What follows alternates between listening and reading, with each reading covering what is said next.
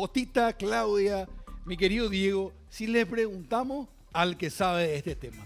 Este programa nos da la posibilidad de tener con nosotros aquí en piso al señor ministro del Interior, el señor Enrique Riera. Acompáñame, vamos a conversar con él.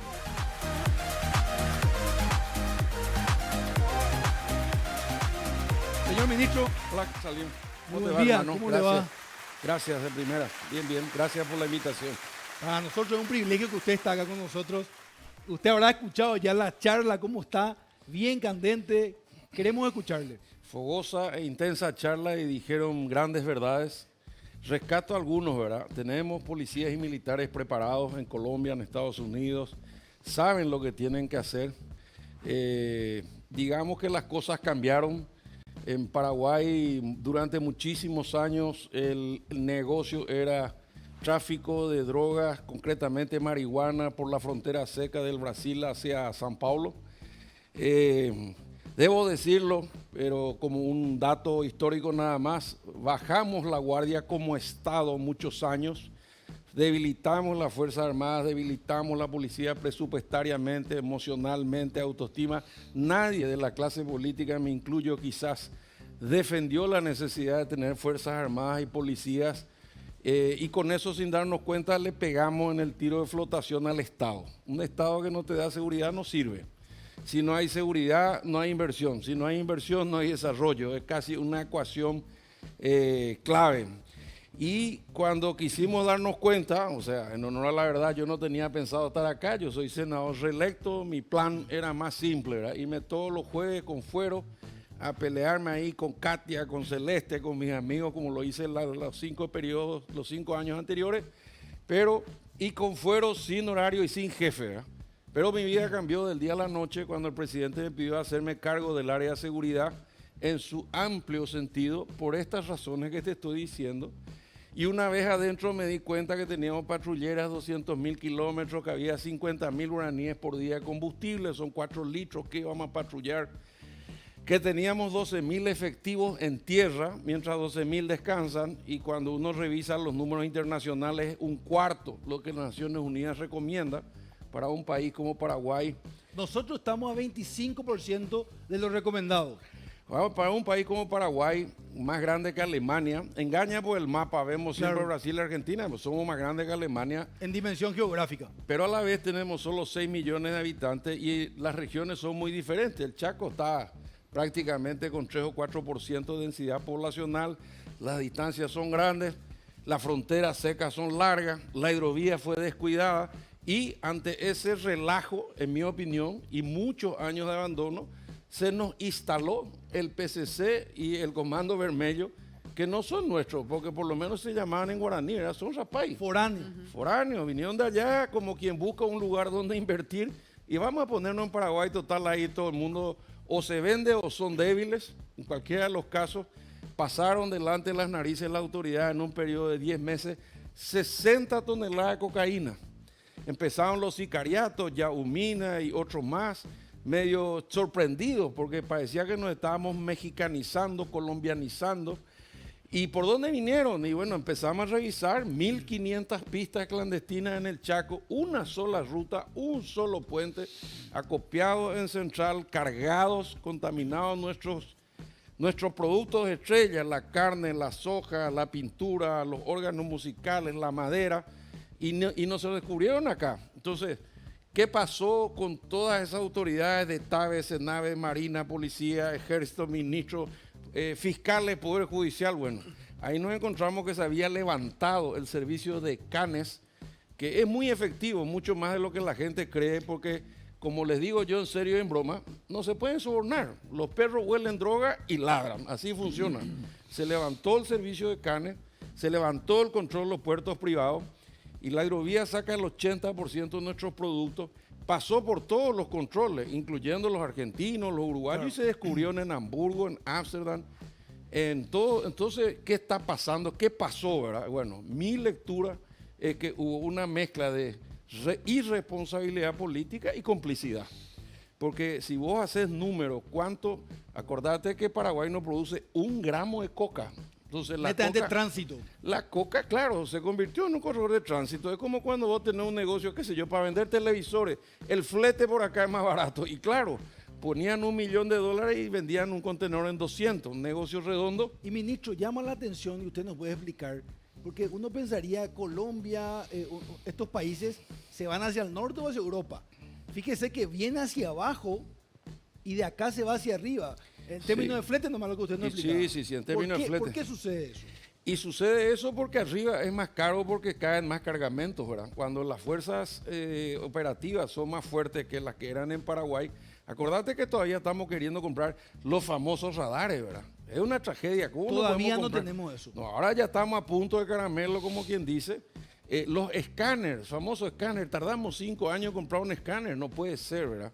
O sea, hubo negligencia, hubo omisión y hubo complicidad. ¿Para qué hablar? Sin duda. Con vuelta. Y también hay que decirlo, si vamos a hablar de seguridad integral, y necesariamente tenemos que poner al resto del Estado, que no está en la parte de represión y aplicación de la ley, me refiero a la Fiscalía y al Poder Judicial, que es lo que a mí, por lo menos, además del dolor, me maravilla el caso Pechi. Una policía que detiene a los responsables con pruebas, una fiscalía que recibe grabaciones, GPS, datos, boletas, filmaciones, hemos visto todo por la tele, y luego un Poder Judicial que los condena. Ahí termina el proceso. Nosotros tenemos, Salim, y duele decirlo, ¿verdad?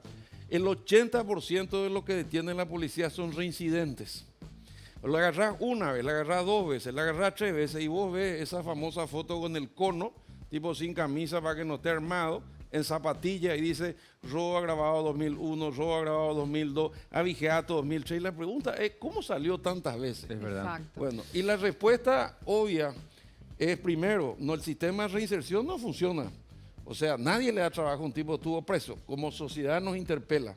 Segundo, largamos a quien debería estar dentro, ¿verdad?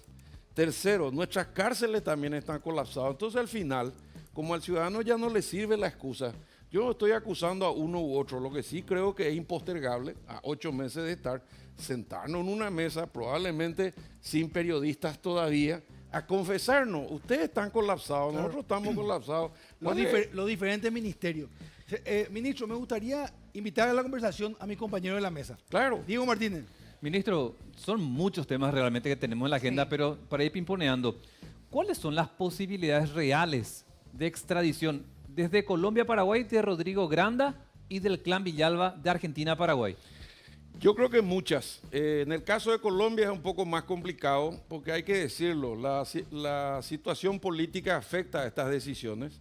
En el caso de Argentina muchas, porque en este momento el gobierno de Milei y su brazo largo en seguridad, mi par, que es Patricia Bullrich, está tratando de revocar el refugio de las Villalba, que está probado que estuvieron en la selva, que se fueron a la Argentina clandestinamente y que volvieron a la selva, tenemos las fotos de bebé y después ya uniformado, ¿verdad? Y está confesado por ellos que están y que han participado en el secuestro y desaparición de Denis.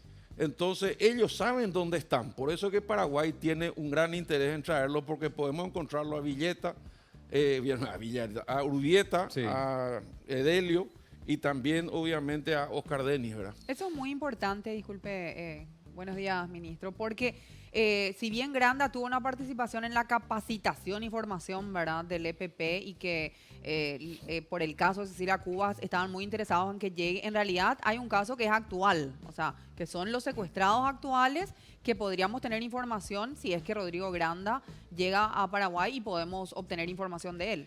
Sí, efectivamente, Claudia. Yo, en la opinión de los investigadores, en la FARC nunca dejaron de tener vínculos con ellos. O sea, si revisamos un poquito la historia, el EPP es un hijo de las FARC en términos ideológicos, de formación política y militar. Y luego, esto es lo curioso, ¿verdad? En esta última incursión detrás de las Villalba en la Argentina, durante todo el periodo anterior, no lo digo yo, lo dijo la ministra Bullrich, fueron protegidos por el gobierno kirchnerista. No sabíamos dónde estaban, pero tenían casa, tenían agua, tenían luz, tenían planes sociales. Hay 11 niños que estaban protegidos y tenemos fotos de cuando estaban todos en un cumpleaños infantil Y después tenemos fotos ya de grande en la selva uniformados, ¿verdad? Vimos la... Confesados por los padres, una cosa increíble, ¿verdad? Y fueron protegidos por ese gobierno. Eso es Fueron lo que es. protegidos por ese gobierno y bueno, esto también disparó una interna dentro de la interna. Y como dice Claudia, el grupo de abogados que se llama la Mutual de Abogados que los defiende, no solamente en la Argentina, que cada vez que hay un juicio oral acá se vienen a escuchar, Sí. ¿verdad? Ese grupo... O sea, hay incluso fondos, disculpe, eso me gustaría que... Hay Sí. fondos para que ellos viajen a Paraguay para que hagan una suerte como de consultoría o presencia cuando tienen que Sí. estar declarando acá los LPP. sí, O sea, la asesoría internacional continúa, digamos. Sí, esa Mutual de Abogados Argentinos es un desprendimiento de un sector radicalizado de la vieja lucha argentina que se llamaba Quebracho, que a su vez estaba sostenida por fondos vinculados a la guerrilla colombiana. O sea, si uno sigue el caminito, termina en lo mismo. Y Granda sigue sabiendo qué pasa con los Villalba. Y enganchando lo que estamos conversando, ya que estamos hablando de las FARC, del vínculo, recuerda ya cuando comenzaba Patria Libre, los Arrón, los Martí, es un éxito, hablamos, a primera hora, usted habrá escuchado una parte, que no haya crecido, se prevé que hay más o menos 20 miembros como máximo del EPP. Si uno hace el paralelismo con las FARC, que comienzan en los años 60 y que hoy son más de 10.000, ¿qué pasó en el Paraguay? ¿Por qué no creció? ¿Qué hizo bien el Estado? ¿Qué hizo bien la población? ¿Qué pasó? Y yo creo que hizo muy bien, decís vos, y es muy, te da mucho orgullo, te da mucha fuerza. A mí me tocó ir allá al norte y realmente vos ves que son no más de 1.200 hombres, una infraestructura muy bien construida. La FTC. La FTC, que a su vez es el CODI, que tiene también el BIMI. El BIMI, el batallón militar, tiene una certificación internacional antisoborno. Ellos hacen el test de integridad que hicimos nosotros con la cúpula policial cada 3 meses. Si no pasas, no entras. Entonces, digamos que además tuvieron acciones sociales importantes. Y Juguañandú, Arroyito, Tacuatí, donde lo mataron a Listrón, hoy son prósperas ciudades. El secreto fue la seguridad. Entonces, ese equipo arrinconó al EPP, que hoy no pasan de 12 o 14 mal contados, en el Cerro Guazú, que le llaman Yazuca Vendá, que es un lugar espiritual que está lleno de poblaciones indígenas. Y la gente dirá, ¿cómo que todo el Estado paraguayo, toda la policía no puede detenerlo? Bueno, Un mal análisis eso. Sí. no, yo hice la misma pregunta, confieso, y antes de ser ministro pensaba igual, ¿verdad? Pero me curó el capitán de navío Chamorro, que es un crack, ¿verdad? Porque los que están allá ya no usan casco, hablan poco, tienen visión nocturna, tienen drones, Increíble. han tenido resultados extraordinarios. Vos ves esas películas de Netflix y te vas al norte y no hay diferencia, no tenemos nada que envidiar a ninguna fuerza operativa del mundo. Y la Hoy población estamos, no sabe eso. disculpe, hoy estamos entonces bien dotados de todo lo que es la tecnología que se necesita para luchar contra este tipo de organizaciones. Sí, tenemos, Claudia, y ahí te iba a contar la anécdota que a lo mejor le sirve a la audiencia, ¿verdad? El capitán Chamorro me escuchó atentamente, como le habrán preguntado varias veces, y me subió a un helicóptero y me llevó al Cerro Guazú. Y dimos la vuelta por arriba y me dijo, ¿usted sabe, ministro, cuánto es el perímetro de este cerro? No tengo idea, le dije, 52 kilómetros. Yo dije, bueno, esto es como ir a Cacupé, ya es mucho más largo de lo que me imaginé, ¿verdad? Un cerro. Un cerro, que es donde supuestamente están. Y vos mirás hacia abajo y vos ves quebradas, es como si tuvieran cuchillas de 12, de 10, de 8 metros, densamente oculto por bosques. Entonces es una tarea que es bastante irregular y es difícil ubicarlos porque ellos son blancos móviles, los nuestros van uniformados porque tienen que hacerlo y están arrinconados. Gracias a la FTC no crecieron, ustedes conocerán el documento del 2009 donde decían dentro de 20 años, o sea en el 2029, seremos miles y controlaremos toda la región oriental. Bueno, ahí se quedaron, nunca más crecieron. Y el otro detalle que tiene que ver con las Villalba es que no lograron convencer al pueblo paraguayo que se sume a su lucha. O sea, no crecieron. Y eso nos llevó a 2 problemas. Uno, que crecieron familiarmente. Hace 30 años que forman niños, los adoctrinan, allá le llaman inclusive crudamente guardería terrorista, y luego vuelven. Hay declaraciones de la abuela diciendo yo ya no puedo seguir con este trabajo, Sí. más de 70 años. Hay declaraciones de los padres, te estamos esperando. Hay un Osvaldito, hijo del abatido Osvaldo, Sí. que aparece chiquitito y después ya aparece en la selva, y él estuvo en el secuestro de Oscar Denio. O sea, estos son los que saben dónde están, ¿verdad? Ministro, Por eso es que estamos detrás de ellos. ¿verdad? ¿siguen con vida Oscar Denis y los demás secuestrados? Y mira, siguiendo la experiencia de Colombia, nunca hay que dar por terminada esa posibilidad, porque acuérdense lo que pasó con Ingrid Betancourt, ¿verdad? Sí. 6 años estuvo, todas le daban por muerta y después apareció. Hay lugares en Paraguay realmente inaccesibles, ¿verdad? Donde se mueven los indígenas. Hay indígenas todavía, pleno siglo XXI, que no tienen contacto con los humanos. Sí. O sea, esto es una Existe realidad. aún eso. Existe, y te digo, en términos de seguridad, un ejemplo de cómo el Estado, si es que no crece como estamos queriendo, estamos mano arriba.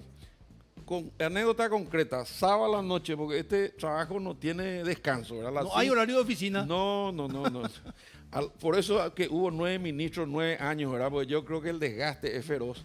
Pero bueno, de todos modos, lo que te quería contar, les quería contar como anécdotas esto. Sábado a la noche, me llama el ministro de Defensa y me dice, recibí una voz de auxilio de un administrador de una estancia a 80 kilómetros de Bolivia al norte. ¿Y cuánto es, a qué distancia tienen el policía más cercano a ustedes? ¿No? Corto, llamo al comandante, 430 kilómetros, policía. Entonces yo le digo a ellos, ¿y militares a cuánto tenemos? Más de 100, el Fortín La Querenza. Era de noche, era sábado, y no hay helicóptero de visión nocturna, Daipori. Bueno, ¿y qué vamos a hacer? Porque el tipo está arrinconado por fuerzas de narcotráfico que cruzaron de Bolivia, frontera seca. Entonces yo le dije, mira, yo creo que ustedes son los que están más cerca, vayan por tierra. Efectivamente intentaron ir por tierra 60 centímetros de agua. Llovió 3 días, o sea que el Estado paraguayo no podía llegar a socorrer a paraguayos en nuestra tierra por falta de inversión en la seguridad.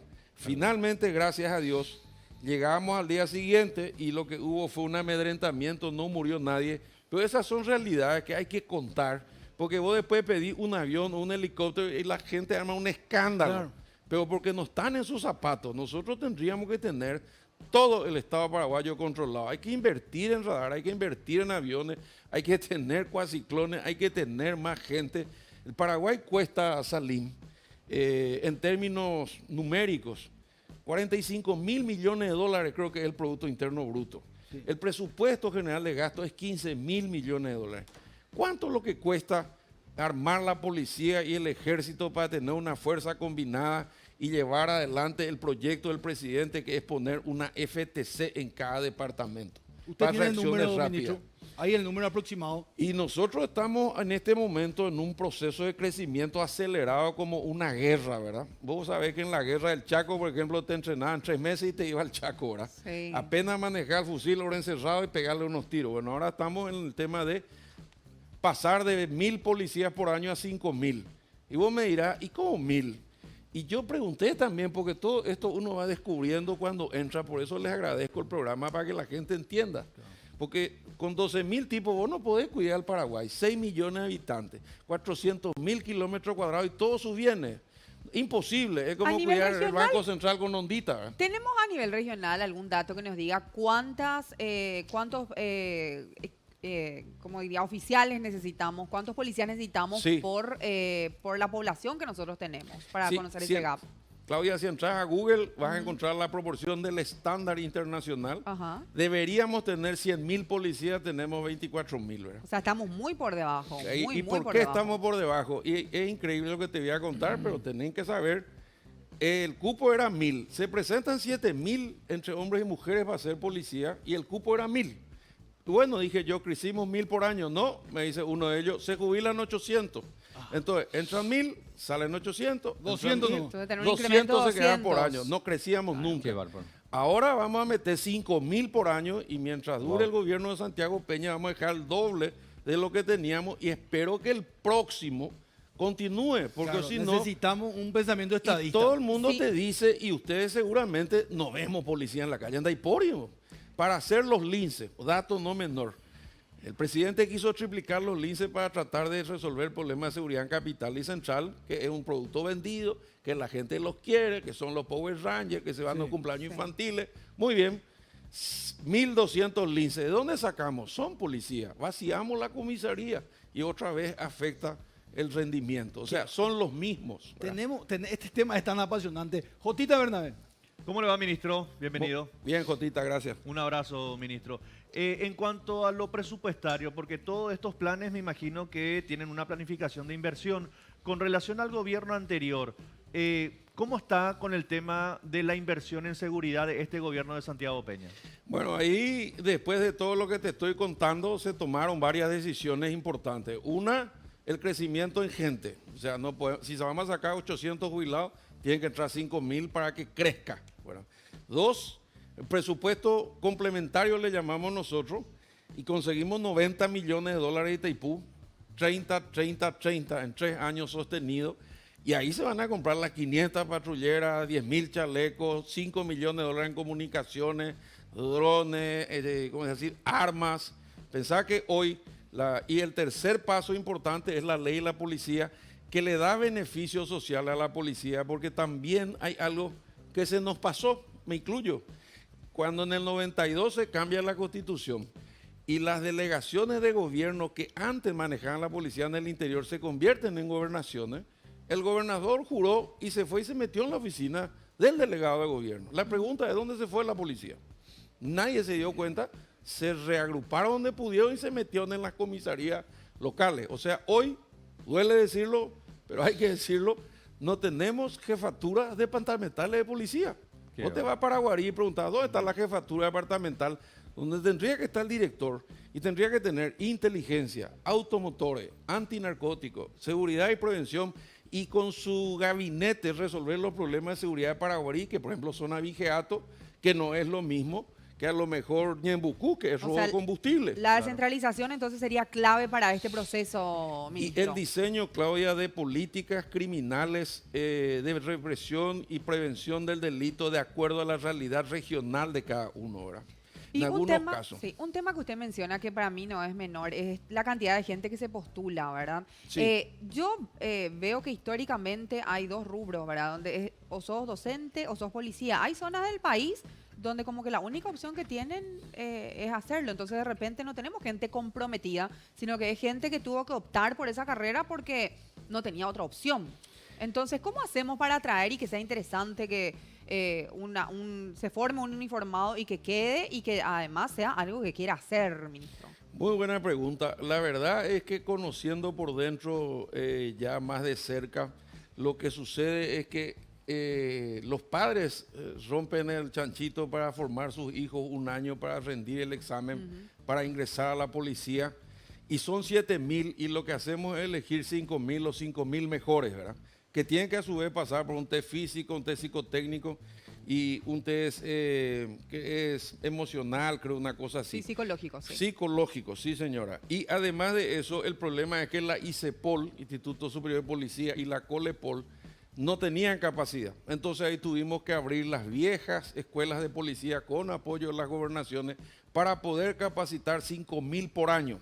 Pero ahí me encontré con otra sorpresa. ¿Cuánto cobraba un profesor de la escuela de policía? 8.000 guaraníes por horas cátedra. No puede ser. Sí, señor. Increíble. Entonces, ¿quién enseñaba? Y los que quieren a la institución, policías retirados, que yo no les saco el mérito, pero ahora vamos a pagar 40.000 guaraníes por hora cátedra, como cualquier universidad, y vamos a poder llevar los mejores profesores, también capacitación internacional.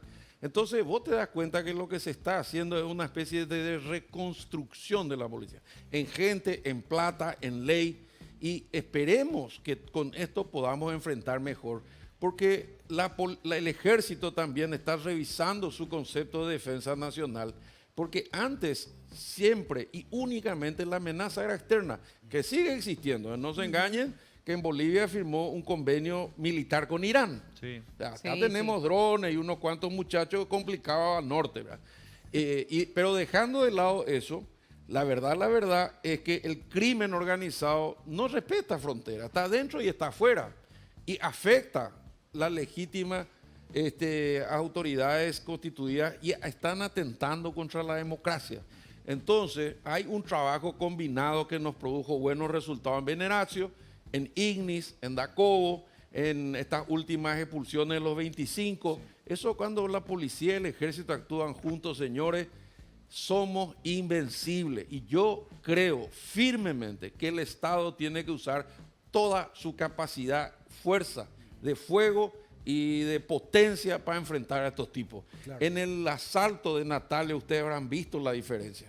Sí. 25 hombres armados con armas largas, con bombas en gel. ¿Cómo vamos a enfrentar eso con una policía que de repente tiene que Eso enfrentar a un justamente grupo de borrachos en una Quería estación de preguntarte, servicio? ministro, en mi caso, yo quería preguntarte lo de Natalio, justamente cómo prosigue la investigación y qué posibilidades reales hay de aprehender a estos sujetos. Bueno, en ese sentido, debo decir que la policía tiene una alta efectividad. Tarde o temprano le agarran. En este caso se activó nuestro contacto del lado argentino también, por si hayan cruzado el río. Así pasó con aquella vez que atacaron Ciudad del Este. En este caso también encontramos uno que casualmente pasaba por ahí, que ligó un balazo en la pierna, que se parecía a una víctima colateral, pero curiosamente se encontraron en ese auto rojo que muestran en pantalla Sí. papeles que pertenecían a él, comerciales, digo, ¿verdad? Sí.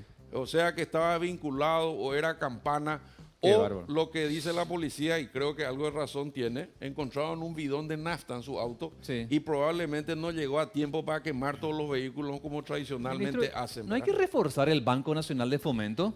Bueno, es la pregunta al millón. En mi opinión, y esto lo discutí varias veces desde que asumí, nosotros tenemos que entender que las Fuerzas Armadas, que tiene armas letales, está preparada para defender, pero la policía a su vez es imposible de dejar de utilizar porque es el brazo armado de la justicia, es el auxiliar. O sea, todos los allanamientos, todas las aprehensiones, todos los desalojos, todo se tiene que hacer con policía. Entonces, la clave está cuando trabajan juntos. Los bancos de fomento, las sucursales estaban cuidadas por el ejército, hubo desinteligencias, dejaron de cuidar el banco de fomento, eso otra vez hace que la policía se tenga que estirar para cuidar.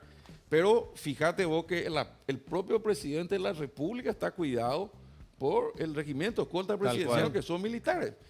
Ministro, una última de mi parte, por lo menos sobre este tema. ¿Qué habrán dicho, si bien no es de tu responsabilidad esta respuesta, pero por ahí te la dijeron? ¿Estaban o no entintados los billetes? Sí estaban.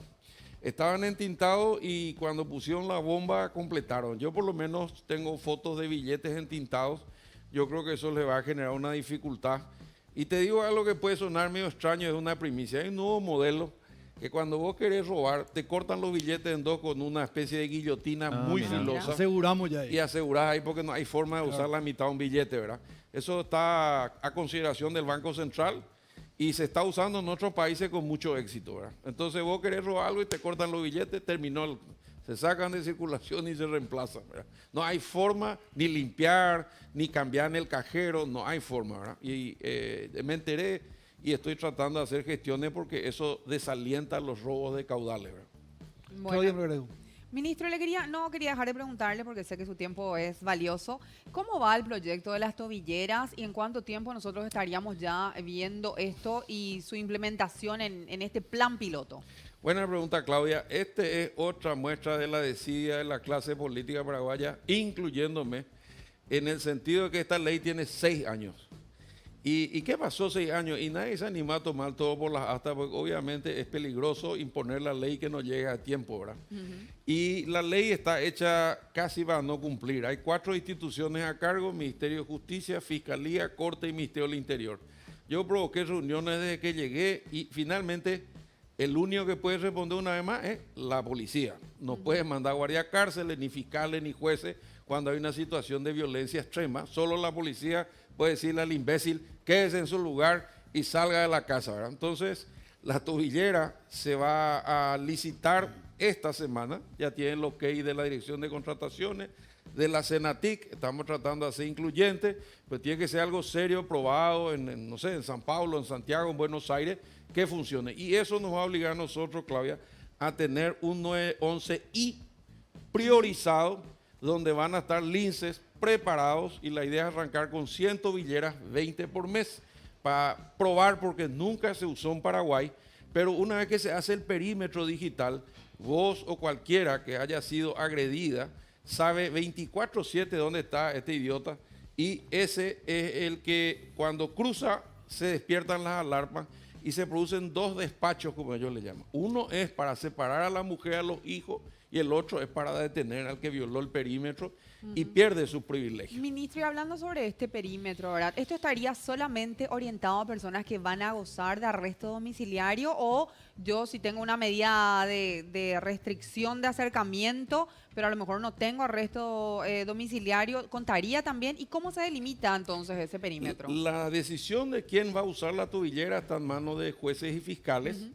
Y la idea es que él pueda estar controlado. El perímetro también decidirán ellos. Vos verás que hoy, por ejemplo, se usa esa fórmula de no se puede acercar a 300 metros, ¿verdad? Y eso es casi irrealizable porque 3 cuadras llega a cualquiera y si el tipo está loco puede llegar igual. Entonces el perímetro se puede poner o en forma de un corredor, por ejemplo, de su casa al trabajo, ida y vuelta, y si cruza una cuadra y sale, se parten las alarmas. O puede ser un perímetro. Suponete que el tipo quede en Pilar y vos vengas a vivir con tu mamá y con tus hijos hasta que esto se arregle. También hay que decirlo, y esto también es una interpelación como sociedad, el 911 tiene un 40% de las llamadas de polución sonora. Los famosos borrachos en la estación de servicio. Es una tragedia, los perros quieren que todo el mundo escuche cachaca. Y entonces llaman a la municipalidad que tiene que llevar el decibelímetro, no se va nadie un fin de semana, llega la patrullera, le reciben a botellazo, empieza el garroteo, sale en las redes, es un escándalo y complica a la policía al 40%. Y el otro también es accidente de tránsito, que también es competencia municipal. Pero llega el policía, hace el croquis, toma las declaraciones, si hay herido hasta que llegue la ambulancia, si está fallecido hasta que levante el cadáver, venga el fiscal. Con la cantidad de tiempo que la policía pierde en actividades que no le son propias, es algo que también tenemos que arreglar. ¿Y cómo se haría eso, por ejemplo? Usted dice que no son actividades propias, pero igual caen en la responsabilidad de la policía. ¿Cómo sería esta reestructuración? Tener como fuerzas o grupos que estén especializados en ese tipo de cosas y que destinen su tiempo a eso, ministro, Sí, ¿o cómo lo tiene planteado? Yo lo que vi, Claudia, en Colombia y en Buenos Aires, te diría hasta una piecita aparte dentro del 911 que dice que arriba violencia intrafamiliar y que dice violencia doméstica y adentro hay 4 o 5 computadoras, gente que trabaja 24 horas y que tienen despachos especiales para no entrar en el flujo común de todas las llamadas, de todo lo que te estoy contando. Pero déjame decirte esto usando y abusando un minuto más. Yo tengo la impresión de que aún así el Estado llega tarde. ¿Y por qué llega tarde? Y porque debe ser el delito más anunciado.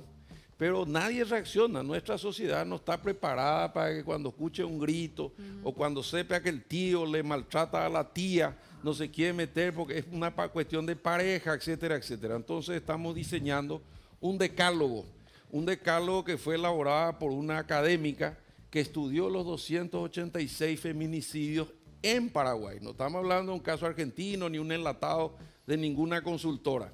Y esa señora sacó los 10 pasos que de menos a más terminaron en feminicidio. Como las 10 alarmas. Exactamente. Entonces, cuando el 911 atienda o cuando un juez de paz en Itacurú reciba una denuncia, puede estudiar el grado de riesgo que tiene. Si te dice que está armado, que chupa, que se droga, que ya le pegó más de una vez, que ya hizo una denuncia, esa le está por matar. Bueno, ahí ya hay que evitar eso. Y claro, ahí podemos salvar vidas. Bueno, en eso se está trabajando porque realmente creo que a veces, y voy a decir una salvajada, pero muy paraguaya, muchos creen que esto es semi-normal, le corrige nomás. Dios mío. No hay corrección. Hay un problema cultural también ahí, ministro. Hay un problema cultural, Salín, y después hay un enfoque, en mi opinión, sesgado de género. Entonces yo creo que lo que hay que hacer es un enfoque familiar. Porque ¿qué pasa cuando matas a una mujer? Ella se muere, el marido o se suicida, o le agarramos o se escapa. ¿Qué pasó con los hijos?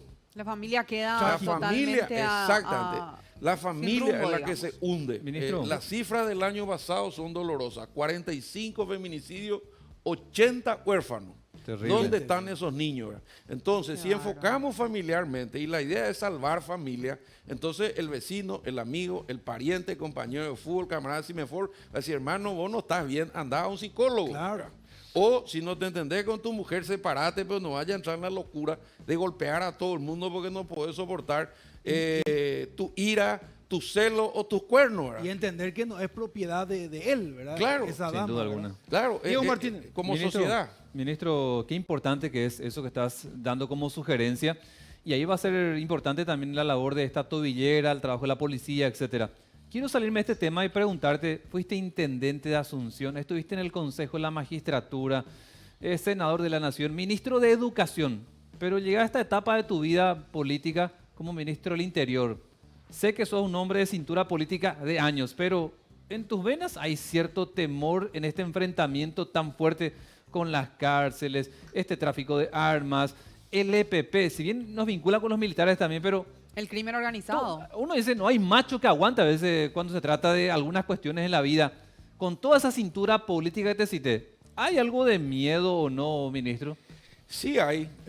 Yo creo que hay una diferencia entre el que tiene miedo y el temerario. El temerario no siente miedo, entonces camina por la cornisa cantando, ¿verdad? El que tiene miedo controla y toma precauciones, ¿verdad? A mí más me preocupa mi familia que yo mismo por razones obvias. Y tomamos precauciones, se reducen los riesgos. Lo que pasa es que por otro lado hay un gran compromiso y le voy a dar una opinión política, porque yo también soy ministro político y hice política 40 años. Yo veo con una claridad, así como esas revelaciones bíblicas, que el Paraguay tiene una oportunidad, una ventana de 3 años, hasta antes de las municipales, donde tenemos que hacer funcionar la democracia, porque la pobreza no se puede reprimir, hay que resolverla. Y si yo veo que un señor que tiene pocos pelos, con quien tuve una escena de pugilato en el Senado, Payo. que no propuso nada nunca, pues lo conozco de los 15 años y lo viví, y lo sufrí y lo compartí y en su momento me divertí con él y todo. Sacó 700.000 votos. Esa gente no quiere saber nada de la democracia. Le importa honrarnos la libertad de que disfrutamos.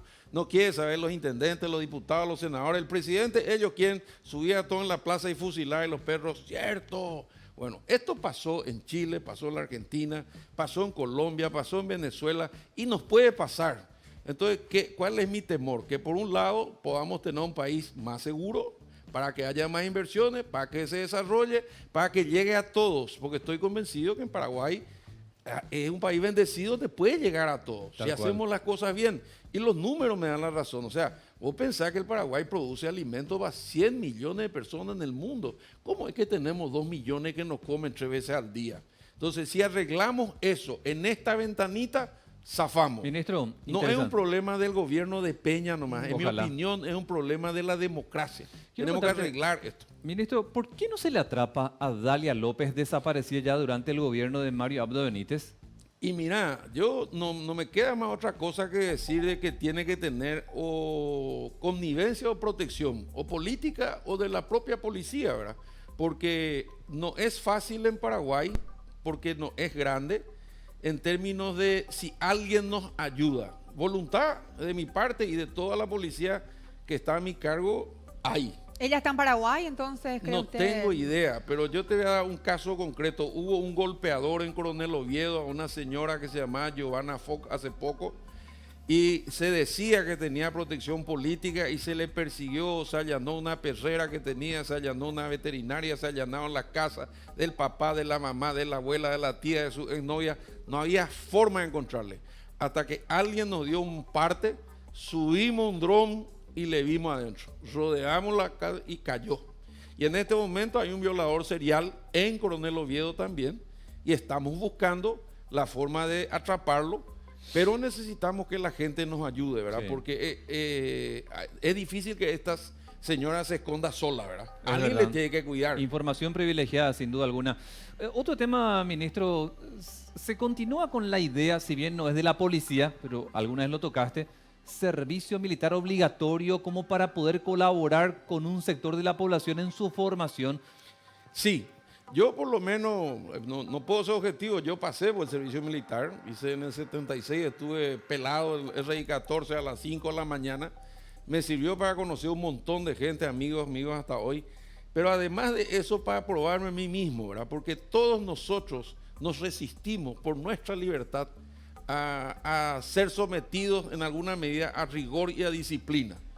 Y eso, digamos que hace que hoy pueda yo decir, bueno, además tengo una cifra que duele y que sí tengo que compartir. Hay 90.000 jóvenes de menos de 25 años en manos de las drogas. Ese ocio improductivo a veces...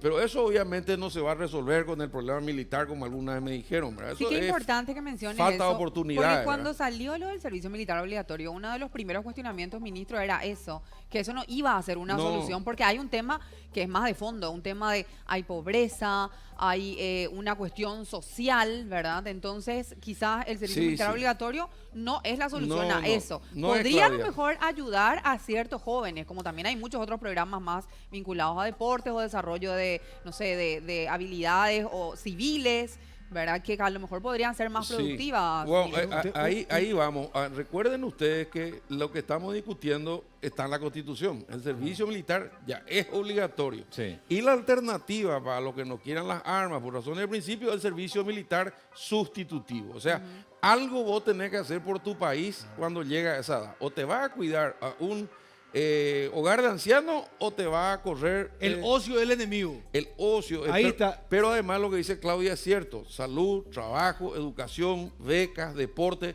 Hay una etapa, y todos pasamos acá por los 18, en que te sobra energía. Sí. Si esa energía vos no canalizás en algo, a veces explotás en la droga. Te viene Cota- también la cuestión también, ministro, de la objeción de conciencia, pero que tiene sus pasos también para lograrlo. No es que sencillamente, por lo que está en ley, digo, no es que sencillamente uno se declara como tal, necesita un procedimiento estatal que certifique que sos un objetor de conciencia. No, y un detalle, sí, y un detalle no menor, eso se hacía antes en la Cámara de Diputados, en la Comisión de Derechos Humanos, y se dan un carnet, pero hay un detalle no menor que es presupuestario también.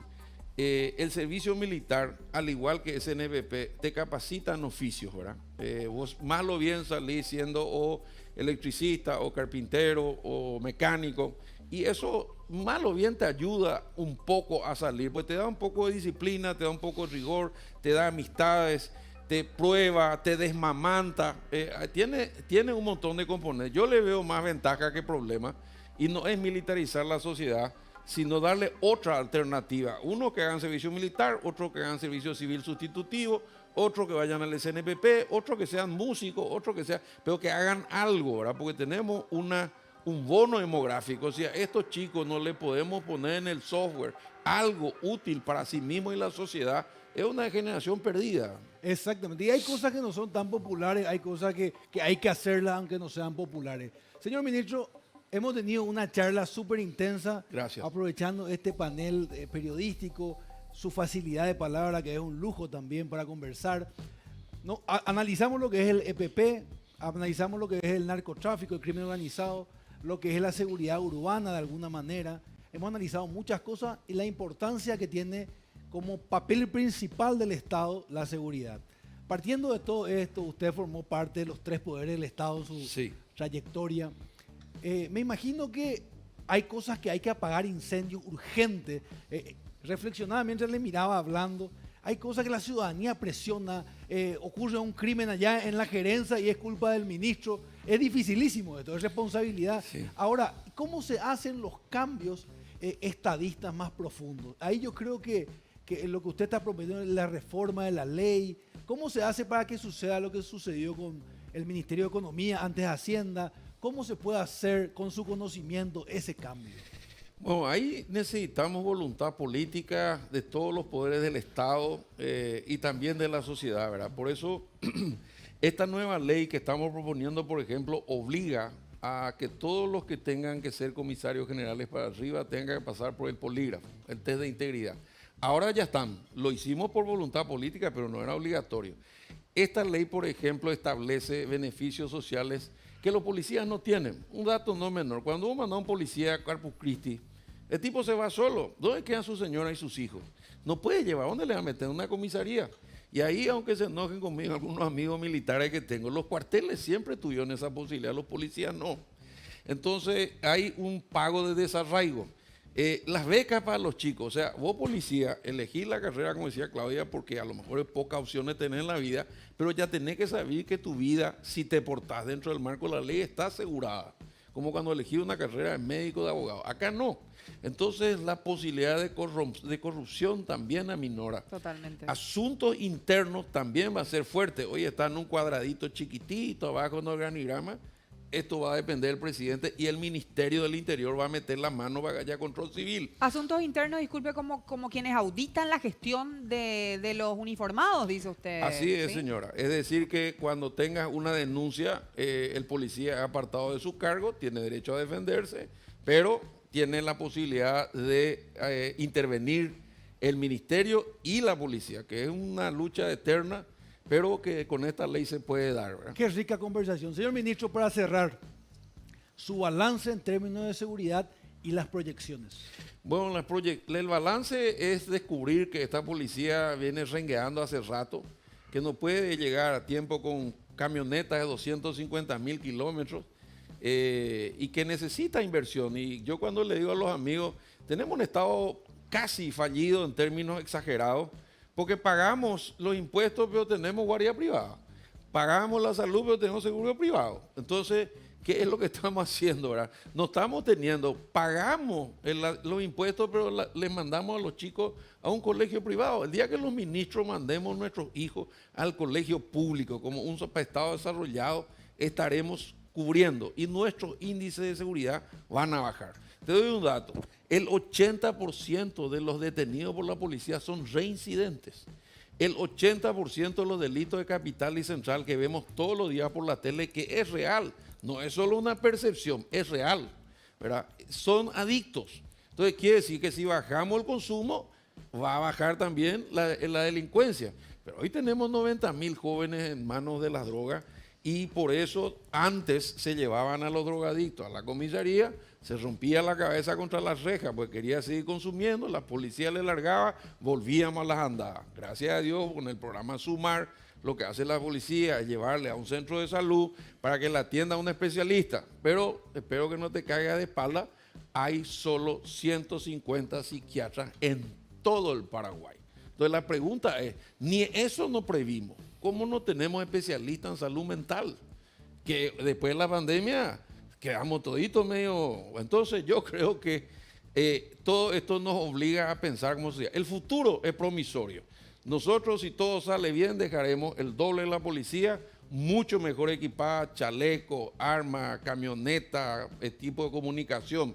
Ya con las Fuerzas Armadas complementadas adentro, un FTC en cada departamento y con un mapa de calor y oficinas regionales que puedan prever los hechos delictuales en cada departamento de acuerdo a sus características. No es lo mismo pelear en Ñembucú que pelear en el Chaco, ¿verdad?